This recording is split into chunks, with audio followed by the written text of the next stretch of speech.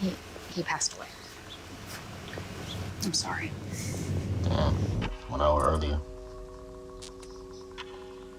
It's 6:30 p.m. on June 30th. An armed man is stalking his ex-girlfriend, Tasha Castaneda, who's attending another man's birthday party. In just a few minutes, he plans to go in and do the unthinkable.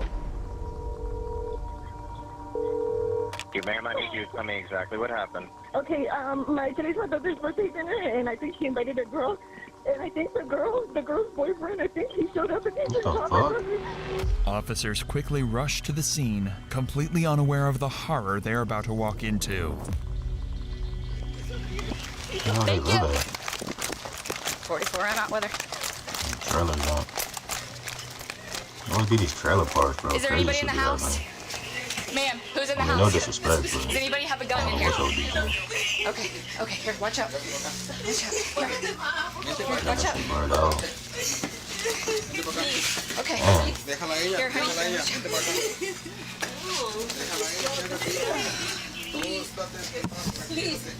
You got a baby in there?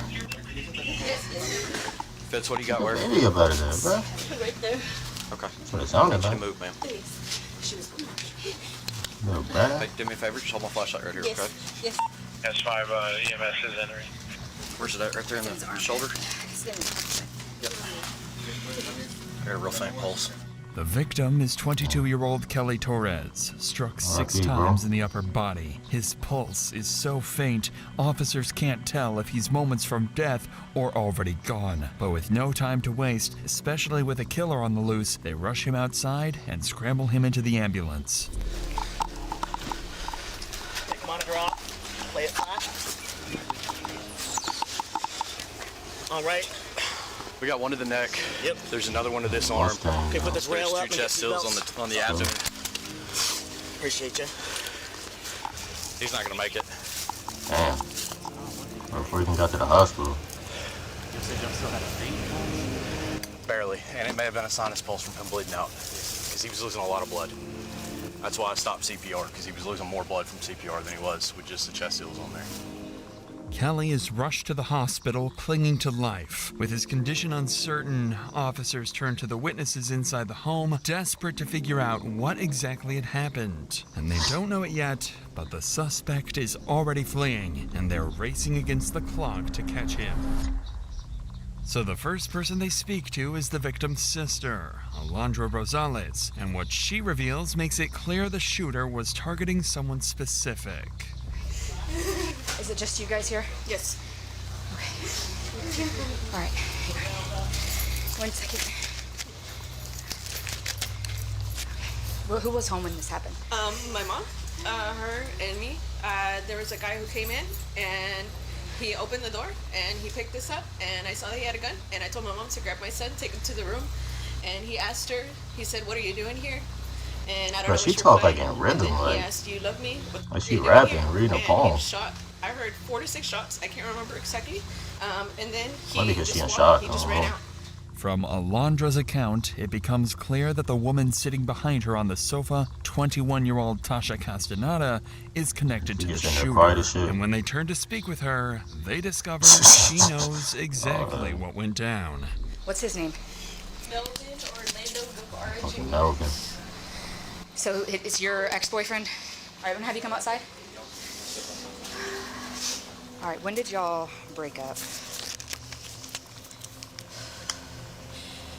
It's been 5 Good weeks. job, decent. I ain't gonna hold you. Was he violent during your relationship?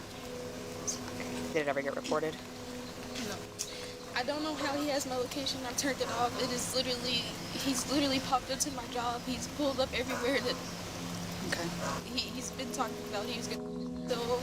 The bipolar shit. I already know about that. Have you known Kelly for a long time? Today is the first day that I've texted him in years. How long were you here? I wasn't even here for 20 minutes. Jesus. It's not the first time. Like, he would say if I did something that he would hurt somebody, and he's gonna go. So, and I think he already tried because he had marks on his neck. While talking to Tasha, it quickly becomes clear that Melvin is dangerous and unpredictable. Tasha explains that she and Melvin had been together for Bro, he 6 look white. years before breaking up just 5 weeks earlier. Since then, he had unraveled, threatening her, stalking her, attempting to harm himself, and creating multiple terrifying incidents that left That's the her first in time she told the constant cop. fear. It was obvious this wasn't just a she breakup probably gone bad. still wanted to be It with was him. an obsession turned violent. And she gets out of what rag, unsettles them the yeah. most is Tasha's fear that Melvin always seems to know where she is. Somehow, he's tracking her, which means even now, she may not be safe. Change your With phone this in number mind, and shit. police issue a statewide bolo for Melvin and his white dually pickup. The manhunt is on, but catching him will prove to be anything Nigga, car but upside down. simple. What the fuck happened? Hours pass with no sign of Melvin. It feels like he's vanished. And with a gunman on the loose, every minute that slips by only raises the danger. But after nearly 5 hours, a lead finally comes in. Melvin's truck, parked outside a home in the city. Officers race to the scene, surrounding the property and preparing for the worst. For the first time that night, it seems like they might finally have him cornered. But as they're about to learn, this won't be as simple as it seems. Melvin, this is the Smith County Sheriff's Office. We know you're inside the residence. We are not leaving. Come to the door with your hands above your head. Do it now. Officers surround the house, weapons drawn, calling for Melvin to come out. They make contact with the homeowner, his friend's mother, hoping she can provide information about his whereabouts. But it quickly appears to the officers that she isn't being entirely truthful. She's being evasive. She said that he showed up around 6:30 when she got home. Melvin did, our suspect, and she doesn't know where they went after that. Smith County. Apparently Mario's drives a tan truck that's not that tan truck, but she said it's a tan truck, but it's not that tan truck. She doesn't know anything besides tan truck. Yep. Is it on the same insurance standard? I have no clue. Why would you leave and not take your truck? Well, so she says that they have 2 tan trucks, suddenly. She says they have 2 tan trucks. I think they're inside.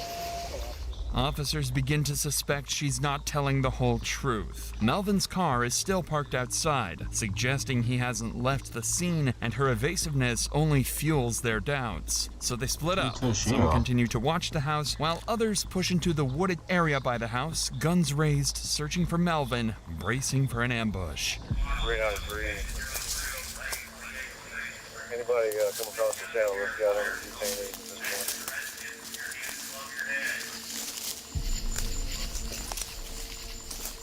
I think we have them all. You're hiding in the shed. About to pop out on these niggas. About to pop out, let that shit fly. Swing an axe at one of these niggas.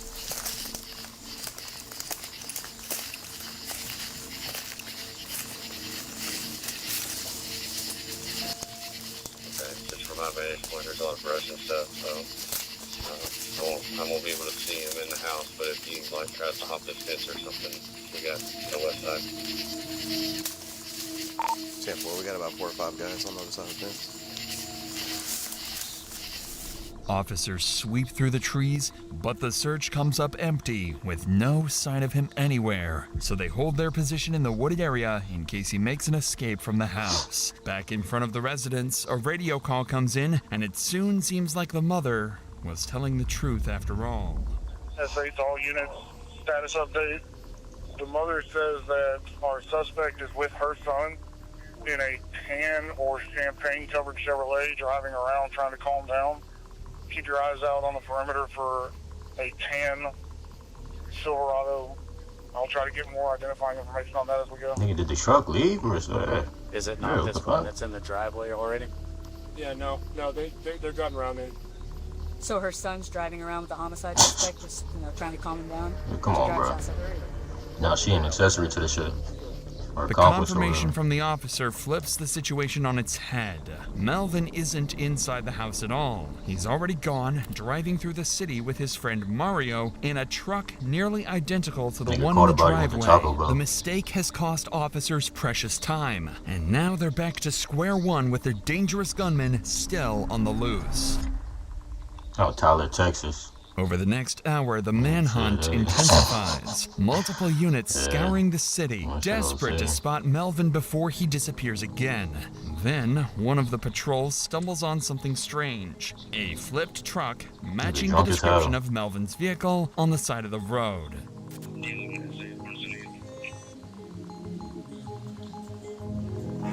For sure, they ran off on that shit. As officers inspect the overturned truck, it quickly becomes clear that it is not the vehicle Melvin was driving. What the fuck is going on in Tyler, across the Texas, fool? city as investigators pursue other possible leads. Tyler PD 321 en route with the ARV. The helicopter's out. Just took off running. That vehicle matches description. Oh well. They said a truck ran? No, somebody chased after a Nissan Rogue that was just over. Oh. Dang. Yet again, officers run into a false lead, this time even pursuing the wrong vehicle. With no confirmed sightings of Melvin's truck, confidence in the search begins to fade. But just as it seems he may have gotten away, another radio call comes in. I feel like I know the vehicle returns to this friend that he's with. Hey, you want to copy a plate? Call George X-ray 1388.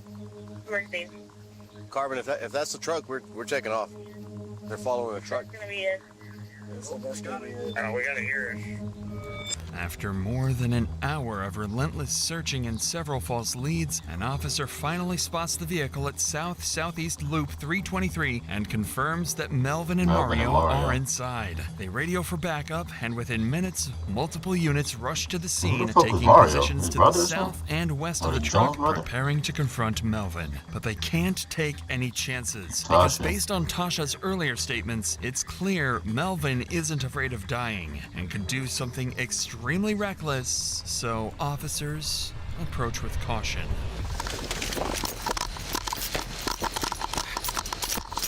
You see what's going on? They running out with the guns blazing at this nigga. Hey! Hands! Walk backwards. Hey, I got it. Walk backwards. Keep walking back right there. Stay. Stop. Keep your hands up.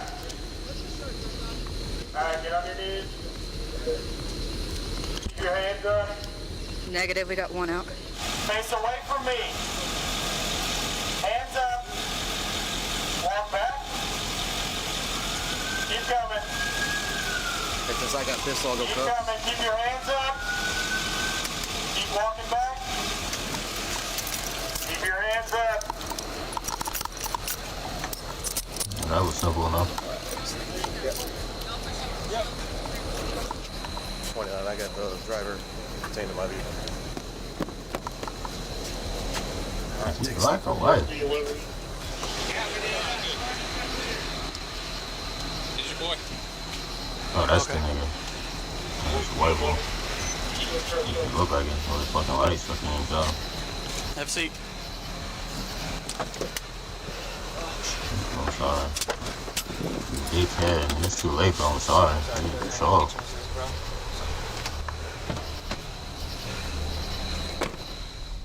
Officers immediately detain Melvin and Mario and bring them to the station for questioning. Right now, detectives need a confession. All they have are witness accounts and accusations. Without something concrete, the case could collapse in court and Melvin could walk free. So detectives prepare for the interrogation. But almost immediately, it becomes clear that getting Melvin to confess, or even say anything at all, will prove far more difficult than expected. So what happened now, man? Fucking Doritos, you want to feel it? It's a lot of dumb stuff. So she tell you where she was at tonight? This nigga head in the table. True. Her truck? Yeah, like an app or something like that? Head in his lab. So what all did you do? You know what she did, where she nigga? was at? Was she like not answering or something? Do what? Yeah, she wasn't answering, I don't know. She didn't tell you where she was at, you just showed up over there? So what all happened when you got over there, man? Nah, shot the nigga. You were messed up? Just acting in the moment? Whatever I was feeling, I was intoxicated. What were you intoxicated on, man? Alcohol. Alcohol? How much did you have to drink? So were you aiming at anybody when you shot, or you just firing, or what? You know how many times you shot? Like 1 or 2 times, a bunch of times? Nigga, just say you want a lawyer. Do you know if you hit anybody? No, I don't. Well, you did hit somebody, and that person's dead. Melvin barely responds to the detectives, only mumbling occasionally. Frustrated but strategic, the detectives change their approach, steering the conversation towards his relationship with Tasha, knowing that his obsession might finally make him open up. How long y'all been together? Damn. 7 years. 7 years? You married. So you're what, 21? So y'all like high school sweethearts for the most part? So were y'all engaged at one point or something? Yes, sir. So I'm not trying to get up in your business. What y'all fighting over? I guess for not being enough, you're not being enough, I don't know, man. So why'd you bring the gun over there, man? You said you were mad, right? You're trying to hurt Tasha or no? I'm not trying to hurt anybody, I don't know what I would do. Were you just feeling mad? Seeing red? What I was seeing, man? I don't drink a lot, dude, so I don't know, man. I wanted to feel whatever she was feeling. Were you mad that she was there with another dude? No, not really. We're trying to get over everything. I really don't know, man. I don't. No, I don't know what's been going on the past few days, man. Haven't had any sleep. I've been thinking about this. Want that I fat don't know dick what's up. going on. Can't move it. I was trying to get back together. I guess help. Oh, I mean, tempers, I don't on even know fat. where we were. Some As a goddamn couple. some I robo was just touching. there trying to make things better. Describe that to me, man. What do you mean by that? I don't know, man. So, I've been working hard, man. Struggling, fighting. She just really wanted to get drunk. I wanted to feel I wanted to feel that. So you've been trying to work through a relationship and she just wants to drink and party or what? I think that was her intention. These cops like, this nigga just don't hurry up and say the shit. You already know Melvin he did it. finally revealed everything they needed. An obsession with Tasha, mixed with jealousy over her being at another man's birthday, drove Melvin to murder. And with his pattern of threats and violent outbursts, it was only a matter of time before it ended in tragedy. Though he claimed to be under the influence that night, the facts that he fired 6 shots suggests this wasn't an accident, but an intentional act.